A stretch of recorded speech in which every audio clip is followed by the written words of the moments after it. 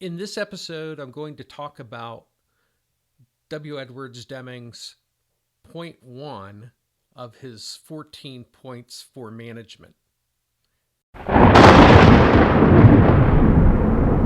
Dr. Deming's 14 points are being discussed during the course of this particular playlist.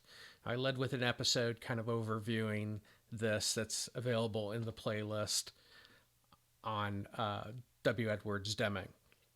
So, point one is create constancy of purpose for improvement of product and service with the aim to become competitive and to stay in business to provide jobs. Now, you will be able to, in the description, link to my original commentary on point number one from the Deming Institute. So I'll put a link below on that. But the recordings that I have for the Deming Institute are a bit more oriented just to what Dr. Deming said and not necessarily some of the lessons or things that I've learned from these 14 points. So one of the things that Dr. Deming talked about in point one, before I get to my lessons, is that there are problems of today and that there are problems of tomorrow. But the issue that you run into with most organizations, and one of the things that an effective executive needs to avoid, is you can get sucked into the vortex of the problems of today. There's always a fire to put out. We're always too busy to look to tomorrow.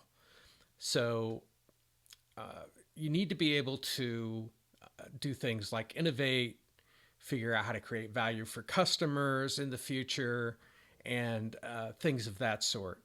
And those are all problems of tomorrow that somebody has to address in the organization. The executive level is where this falls. Not just the CEO, but anybody in the executive suite of folks.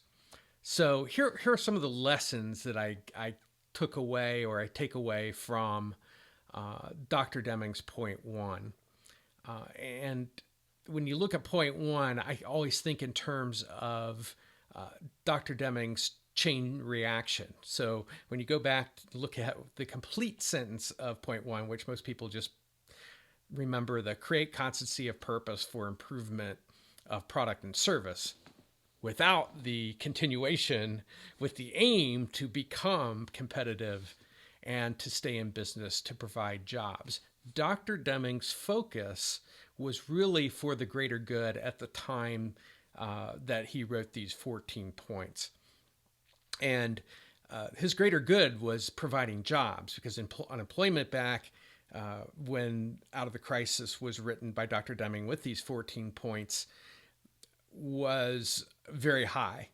And so providing jobs was most likely at the height of his mind.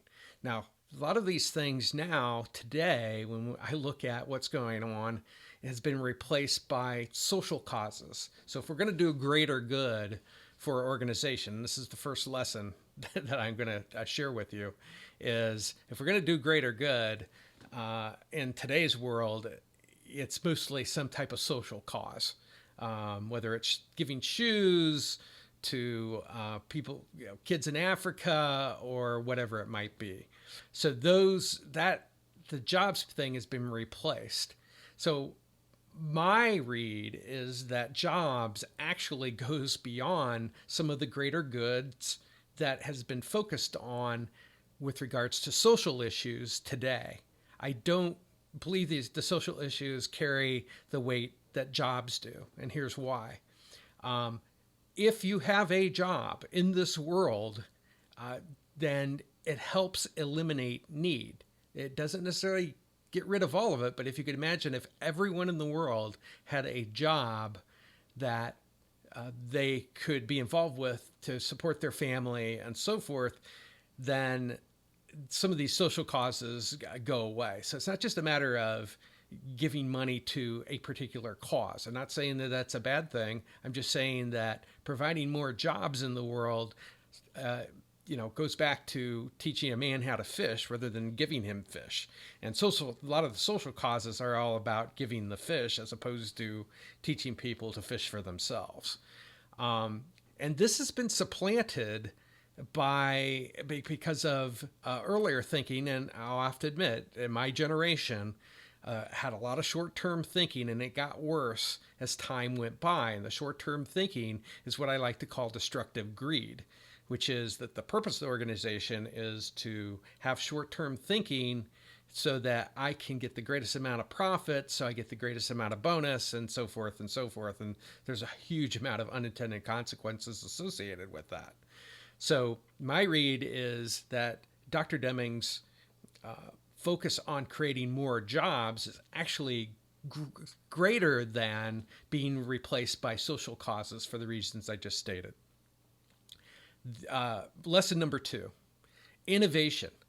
Dr. Deming talked about it a lot, especially in this particular point number 1, but Dr. Deming offered no method. He did not give us a method, and for all of his things, he gives us a philosophy and doesn't provide us a method. And since this is my podcast or my episode, I can freely speak and say that there was a book written by Mary Walton. I had great hope.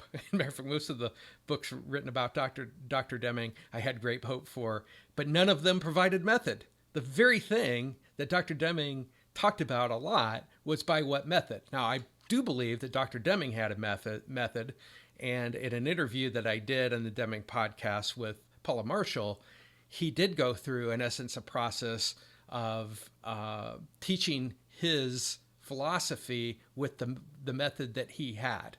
But there is no particular method, and this is one of the things I'm trying to fix by virtue of my executive education program, is providing a method. Not perfect, I will be the first to admit, but I have seen a lot of things over 30 years of implementing and reading about the philosophy, the Deming philosophy. So innovation is missing. There is no method. Dr. Deming provides no method, but he does talk about the importance of method in what he does. And what you need, I have a method that I use with a partner of mine, but you need something that goes from the creation of an idea, all the steps that you need to take in order to take it to market. Now, whether it's my method that you wind up using or somebody else's, I don't really care. But I do believe you need a method to innovate, especially today with all the disruption. Your industry is going to be next at some point. Everything is getting disrupted either by technology and the internet and things of that sort.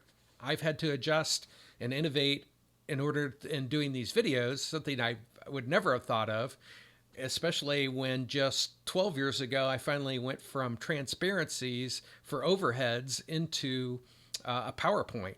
And now all of a sudden now I'm doing videos because I have to innovate and create content that in this age. And so I have to keep up. But you need a method for innovation.